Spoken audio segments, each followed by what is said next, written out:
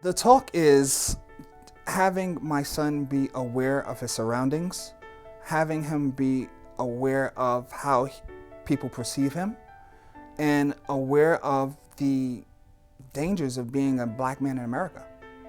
I don't know, it's kind of a bit of an awkward feeling because like my dad's had a much different racial experience than I have. The talk is, first of all, it's the other talk. And that talk is, that talk about race. Race, well, when we talk about it, I get a little uncomfortable sometimes about race because it's a hard topic to talk about, really. Listen, you know, if you're ever approached by the police and we're not with you, if they're asking you to do something, you have to comply. You're not going to give them a hard time. You will not in any way, shape, or form disobey what his instructions are. And you will tell him, listen, my phone is in my pocket. You can call my mother, you can call my father right now. Some cops are bad, some cops are good. And it depends which cops are you getting when you get arrested. We talked about Eric Garner. We talked about Mike Brown.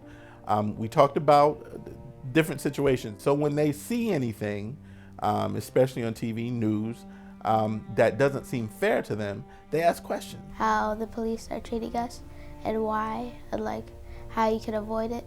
How if I ever got in a situation like that when I got older, that you have to be calm and stuff and then don't give attitude or anything. What I want him to understand first and foremost is that the police are there to serve and protect you.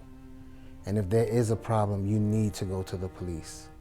Don't be afraid to go to the police. But he's asked me, is this safe? I guess the case that stood out to me more than anything was the Eric Garner decision.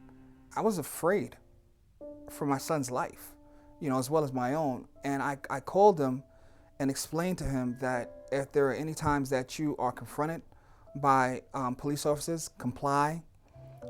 Try to make sure it's in a well-lit area. Don't make any sudden movements. He has to walk from around 3 or 4 blocks from his school to where the van picks him up to bring him home. So I worry about that walk. We never get the feeling that police are there for our protection. We get the feeling that police are there to police us, to control us, if you will, to keep the natives from getting restless. Sorry, but that's just honestly how we feel. So with that in the back of your mind, not only do I tell him to go to a police, because I mean, who else is he going to go to?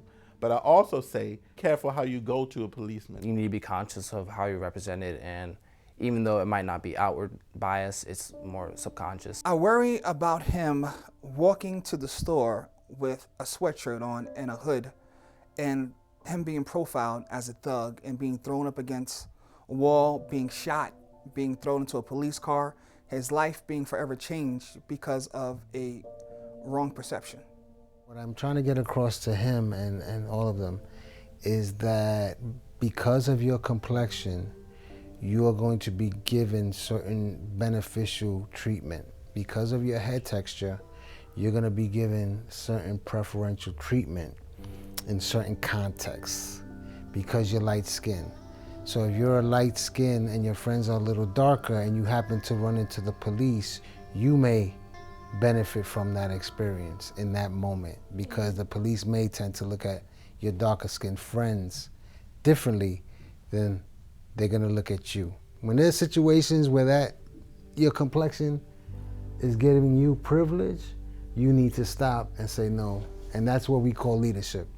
It's, you know, preparation, and what I mean by that is kids who are prepared and aren't put in a position to where they don't know how to deal with confrontation or situations with police. We don't always worry about what's happening to our neighbors or what's happening to someone else.